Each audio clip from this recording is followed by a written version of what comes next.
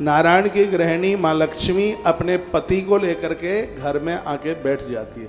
अकेली नहीं बैठती तो अपने श्रीमान को लेकर के आती है। आप में ऐसी बहुत माताएं हैं जो अकेली नहीं जाती, अपने पति के संग लेके जाती हैं, पति को संग लेके जाएंगी, या बेटों को लेकर के जाती है। लक्ष्मी माँ भी दो के साथ चलती है, या तो वो गणेश के साथ चलती है, गणेश को अपना बेटा मानती है, या फिर वो नारायण के साथ चलती है जिसे वो अपना पति मानती है।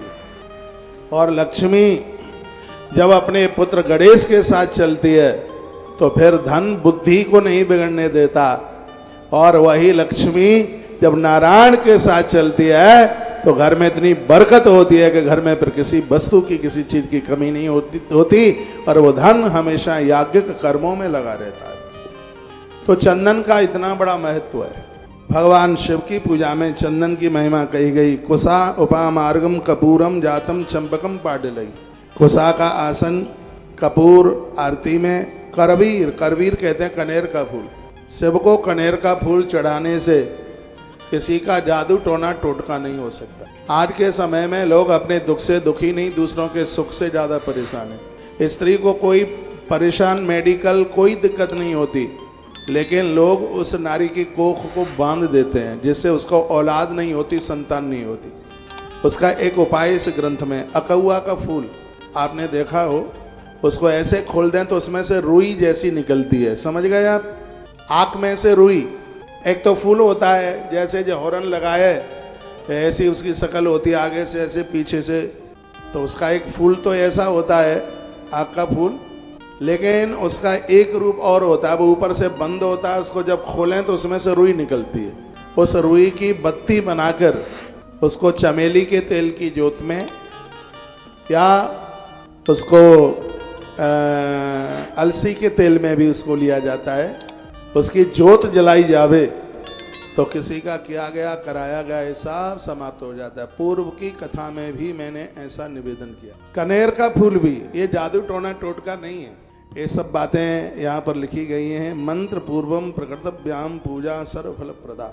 किसी भी देवता की पूजा आप करते हैं, यदि आपके मुख से मंत्र ध्वनि होती है तो वह पूजा आपके लिए फलदायी हो जाती है। आप नारायण की पूजा कर रहे हैं, कुछ भी नहीं आता है तो ओम नमो भगवते वासुदेवाय बोलते रहिए। पूरी पूजा, पद्म पुराण में लिखा है कि नारायण की पूजा में फूल पत्तियां जो भी आप चढ़ाते हैं, तुलसी चढ़ाते हैं, चावल चढ़ाते हैं, जो भी कुछ आप चढ़ा रहे हैं तो उसमें आप ओम नमो भगवते वासुदेवाय इस मंत्र का जप करते रहिए। शिव की पूजा आप कर रहे हैं तो ओम नमः शिवाय जपते रहिए, हर हर महादेव, हरिओम जपते रहिएगा। तो क्या होगा? पूजा सर्व फल प्रदा, वह पूजा आपको संपूर्ण फल दे देगी। बड़ी अलौकिक बातें कही जा रही हैं, दिव्य बातें कही जा रही हैं। शिव महापुराण के रुद्र संहिता के 11वें अध्याय को आप सुन रहे हैं। कल विद्येश्वर संहिता के आपने कई प्रसंग सुने। रुद्र संहिता भी अपने आप में बहुत अद्भुत है, बहुत दिव्य है और बहुत विशेष है। पाठ्यमानेन मंत्रेण तथा वांग्मयेन च रुद्रेण नील रुद्रेण सुशुक्लेन शुभेन। भगवान शंकर के ऊपर नील कमल के फूल, कमल के फूल, पीले श्वेत फूल भगवान महादेव के ऊपर चढ़ते हैं। मृतंजयेन मंत्रेण तथा पंचाक्षरेण च रथांतरेण पुष्पेण सूक्तेन युक्तेन च। रुद्र सूक्त आता है, पुरुषूक्त आता है। अरे भैया कुछ भी नहीं आता तो रुद्राष्टक तो आता है, कुछ भी नहीं आता तो ओम ओम शब्द तो आता है। इसके द्वारा आप भगवान का वंदन पूजन कीजिएगा। जलधारा सहस्रेण सतैनेकोत्तरेण वा कर्तव्या वेद मार्गेण नाम विराथ न पुनः पुनः। वर्णन किया गया है, कहा गया है कि जो भगवान के ऊपर 100 बार जब तक गिनती गिने इतनी देर के लिए जल की धारा छोड़ते रहते हैं। 108 बार ओम नमः शिवाय जपते रहिएगा। हाथ में श्रृंगी लीजिए, श्रृंगी से अभिषेक करने पर 1000 गुना फल तत्काल उसका हो जाता है। इसलिए नारायण के लिए शंख और महादेव के लिए श्रृंगी को बहुत विशेष बताया गया है।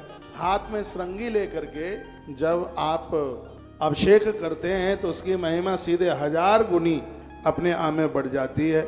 जलधारा सहस्रेण सतैनेकोत्तरेण वा। आपके पास यदि समय है तो 1000 बार यानी 10 माला जपी जाए, उतनी देर के लिए अभिषेक करते रहिए। उतना समय नहीं है तो 100 नाम भगवान के लिए जाएं, इतनी देर के लिए आप जप करते रहिए। फिर भगवान को अभिषेक करके धूप दीपश नैवेद्य तांबूल सुंदरस तथा धूप दिया नैवेद्य तांबूल ये भगवान को जरूर समर्पित कीजिएगा।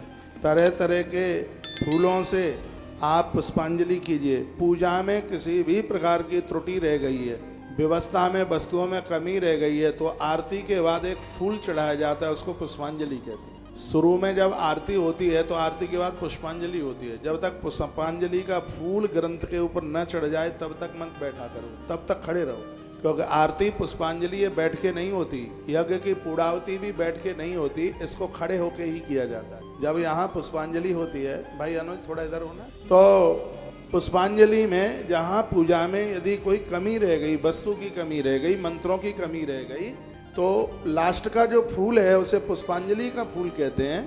उसको समर्पित करने से पूजा में कोई कमी रह गई है उसकी पूर्ति